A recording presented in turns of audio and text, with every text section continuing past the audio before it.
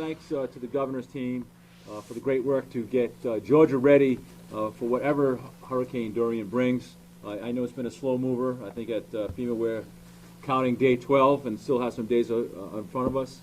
This response, not only in Georgia but across Florida, South Carolina, North Carolina, and probably into Virginia, is a whole-of-government response. Storms like this are locally executed, state-managed, and federally supported. And the most important part is with individuals that are prepared. If all that is working, it really turns into a great response. Dorian moves closer, dangerously close to the Georgia coast through the night. It's important to stay vigilant and heed the warnings of your local officials. There are tropical storm warnings and hurricane watches posted right now. And just to give you a feel for the kind of response the federal government and its partners has brought to bear, right now about 10,000 federal and National Guard troops activated in 4 states, 40,000 line workers ready to do electrical restoration, 1,250 tractor-trailer loads of food and water from FEMA are pre-positioned.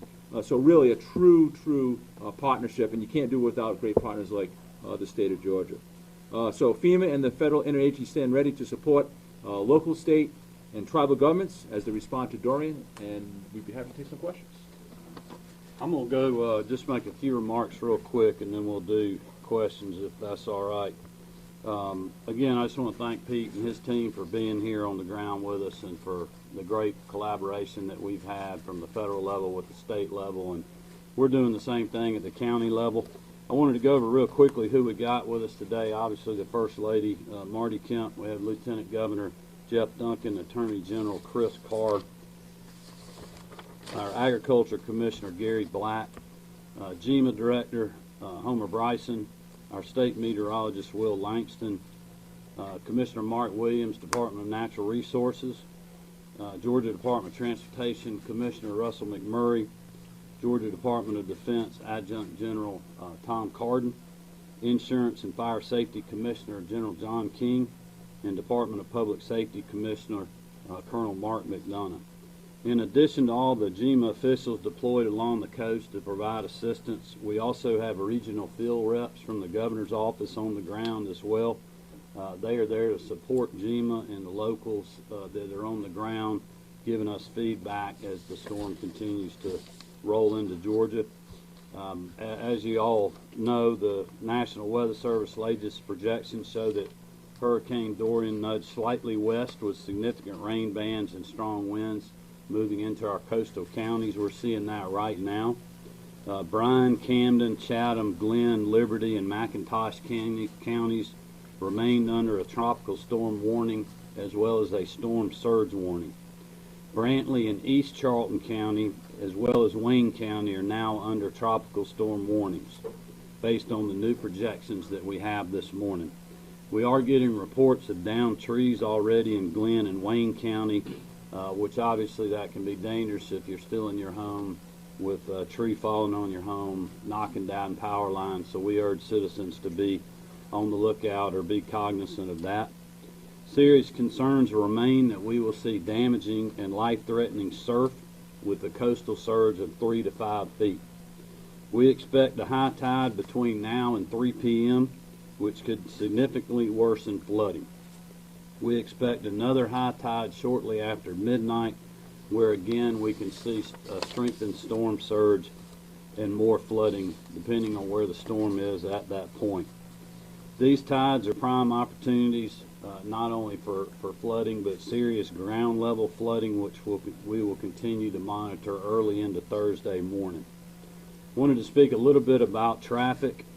Based on current traffic flow, right about noon, the Georgia Department of Transportation, in conjunction with the Department of Public Safety and the State Patrol, reversed contraflow on I-16 in line with the executive order that I signed just a few hours ago, or a short time ago. This reversal will allow emergency management officials to prepare for transport of critical life-sustaining resources. To be clear, 6 coastal counties east of I-95 remain under mandatory evacuation orders. If you have not gotten out, If you have time, you should do so now. Evacuees will not be allowed to return home until the storm has passed and local officials authorize their return.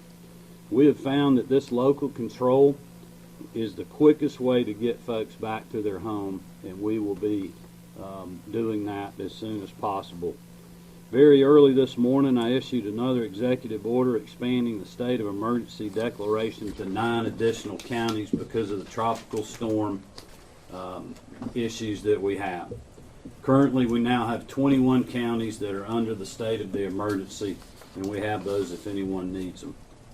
I've also authorized the Georgia Department of Defense Adjutant General Tom Carden to activate up to 2,000 National Guardsmen should GEMA request their assistance.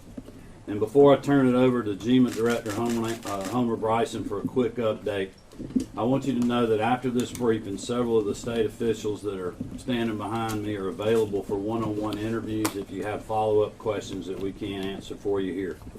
Lieutenant Governor Jeff Duncan has been working closely with his counterparts in Florida, South Carolina, and other states to coordinate our response and see what our friends and neighbors may need, as well as what our needs are. Attorney General Chris Carr can explain ongoing enforcement efforts to stop price gouging, and he's also been collaborating with Secretary of State Brad Raffensperger to combat charity scams for those that want to help after the storm moves through, which sadly is a very common occurrence in today's world in the wake of a natural disaster. So we urge Georgians to be on the lookout for that.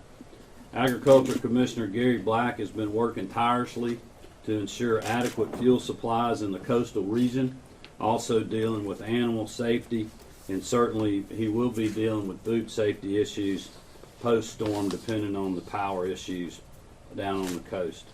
As you've heard in other briefings, Insurance and Fire Safety Commissioner John King has been working with his team to establish claim villages to help Georgians file with their insurance company after the storm. And Colonel McDonough, State Patrol, can provide information on deployment of Georgia State Patrol to protect the public, offer direct assistance, and certainly help in coordination with first responders and local law enforcement needs. And Marty would be mad at me if I didn't remind you that everyone affected by this storm that needs it, there are several resources there for families who have pets that need to evacuate or still need to do that, including our Georgia State Parks, which Georgia Department of Natural Resources Commissioner Mark Williams oversees, where you're allowed to bring your pet to stay with you at any location free of charge until the storm passes. Commissioner Mark Williams and Director Chuck Williams of the Georgia Forestry Commission have chainsaw strike teams that are staged in affected areas or very close to them already. They'll be ready to move as soon as it's safe for them to do so. And also they'll be helping with supply delivery. I think that gives you everything that I have. I'm going to turn it over to Director Bryson to give you a few remarks, and then he'll bring up Will Langston, and we'll hear from a few others. Thank you. Thank you, Governor. Our primary function and responsibility is to support the local governments in our joint concerns for the safety of our citizens. And I'm proud to say that we have a great relationship here in our state between state government and local government, and that extends to our federal partners also. Currently, we've received over 150 requests for local governments for assistance. We've consolidated those requests into 109 separate missions. We have already completed 64 of those missions, and we're in the process of fulfilling the needs of the remaining ones. As far as we have a medical transportation group that has facilitated the transport of over 600 people of our vulnerable population from the coastal area. Sheltering, we have 25 shelters open, not counting the opportunities that the governor mentioned with DNR. Currently in those shelters, we have over 5,600 people in them, but we have capacity to hold at least that number and the ability to flex up for more if it becomes necessary. And with the theme with the First Lady, with animal shelters, they're reporting that we're housing 93 dogs, 37 cats, and 300 horses. The governor mentioned his authorization to the National Guard. We've enlisted their help with one of their transportation logistics groups. They're moving emergency response supplies towards the coast. We've spun up the State Defense Force. They're managing and working with us to plan for the operation of points of distributions, or pods as they're called, if that becomes necessary. We have 12 large generators en route to the state. They'll be here tomorrow if they're needed. And we've activated some intrastate mutual aid agreements with local governments for additional generators also. And I think it's important to share with everyone that relationship, and the counties that are working that for us are Wilkes, White, Ben Hill, Ware, Monroe, Dawson, and Jenkins County. And with that, I'll turn it over to our state meteorologist. Thank you, sir. As the governor mentioned, he outlined the forecast very well. The forecast has remained consistent over the last few days. Right now, the hurricane is still a powerful Category 2 hurricane. It is just off the coast of Florida, moving really parallel to the coast, up the Georgia coast. The impacts that he mentioned of 3 to 5 feet of storm surge, 40 to 60 mile per hour winds, and even some higher gusts along the immediate coastline, those effects are imminent. We've already seen some of those verified in Florida so far on coastal areas. So we expect those impacts to occur this afternoon, through this evening, and overnight into the morning, before finally the storm moves away from us tomorrow around midday. We're expecting 3 to 6 inches of rainfall as well. Flash flooding is not a huge concern. Really the biggest impacts we're going to see is around the coast. Everyone needs to stay away from the beaches. That'll be the most dangerous area. We'll have some life-threatening storm surge along with the tide, and wave action on top of it could be several feet of water, and pose a significant risk to anybody who's near the coast. Commissioner McMurray, you want to give us a DOT update on contraflow? Yes, sir, Governor. Just a little more information on contraflow. Actively right now, Georgia State Patrol is reversing the contraflow starting in Savannah, working their way west toward Dublin. GDOT crews are removing the barrels and barricades that are associated with that. And once that's removed, the State Patrol will actually process eastbound in advance of the traffic that may be behind that as it goes back toward Savannah.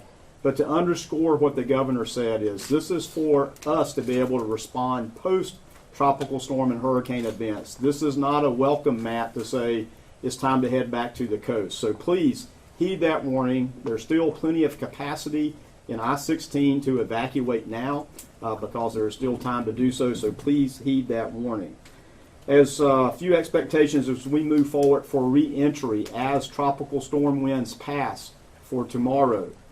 We have crews that are pre-positioned that will be in Waycross, Jessup, and Statesboro that will be ready to activate and reopen roadways as they may be blocked by down trees as they get ready for the re-entry.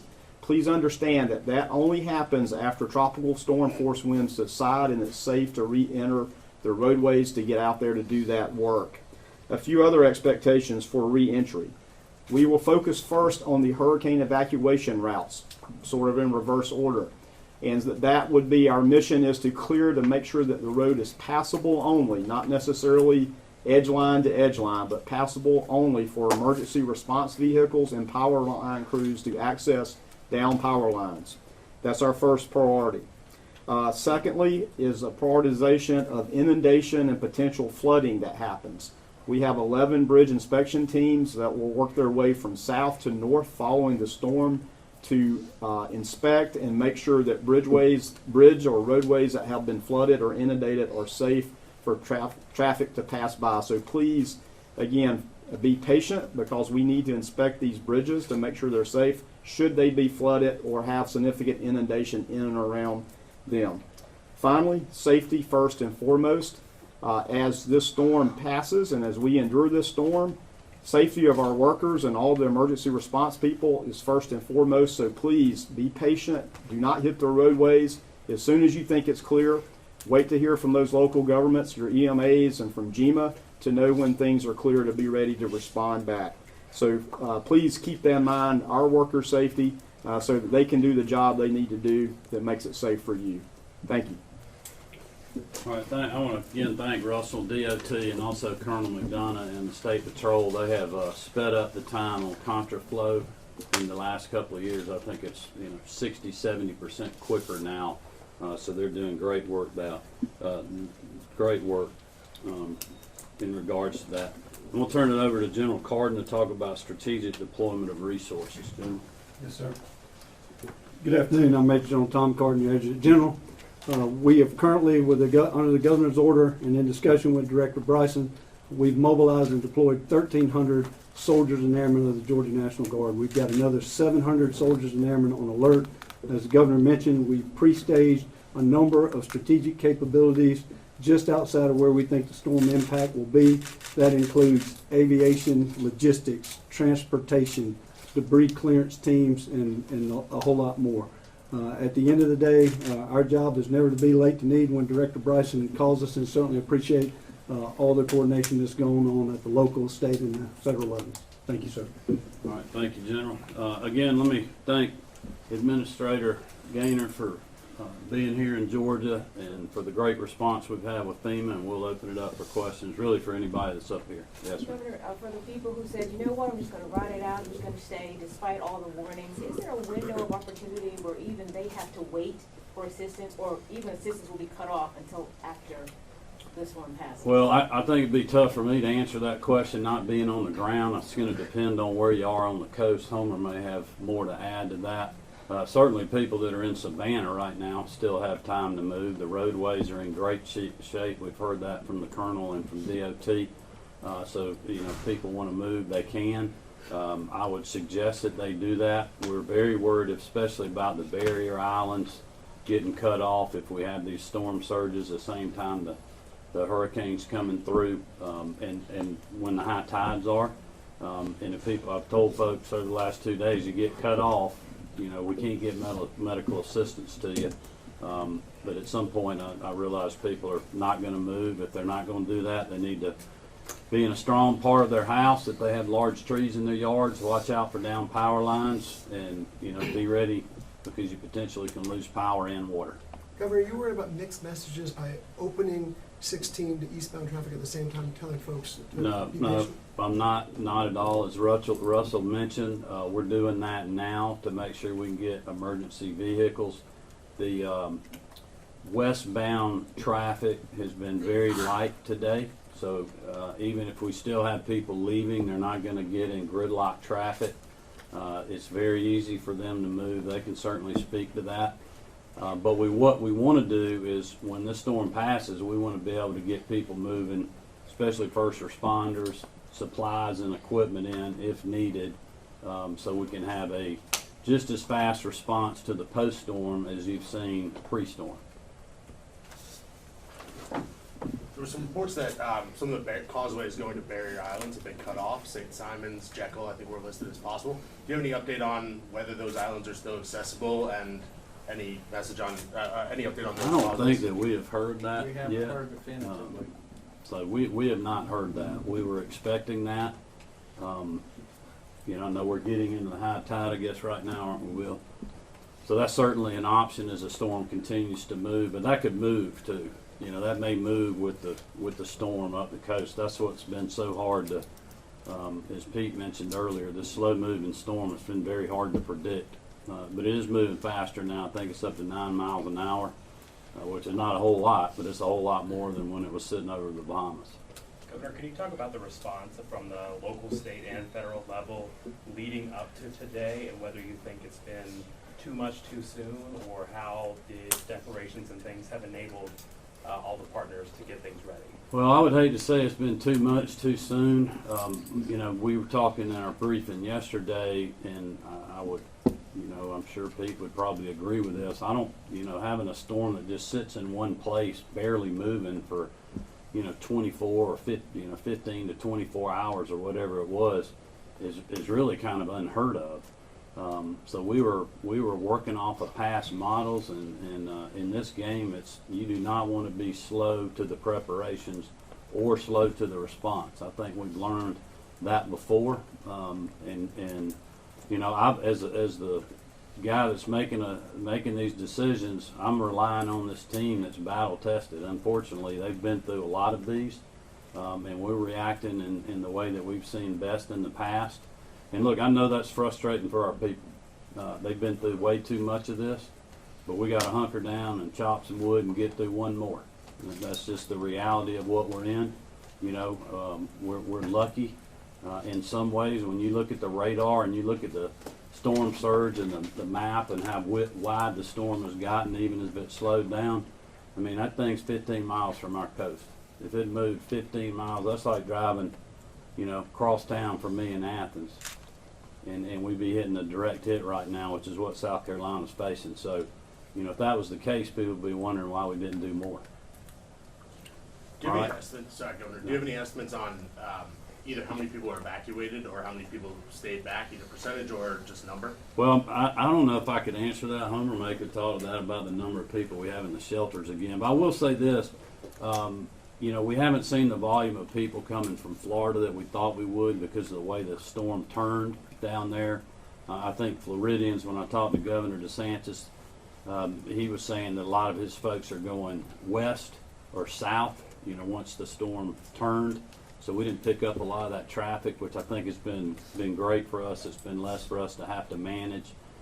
It'll be interesting to see what we see this afternoon as the storm moves toward South Carolina, looking like they're gonna get hit a little bit. But we have all our facilities open. You know, we got a lot of shelters that are open. Red Cross. We got our state parks. A lot of these guys can talk to you about our resources. All right, thank you, everybody. Thank you. Thank you.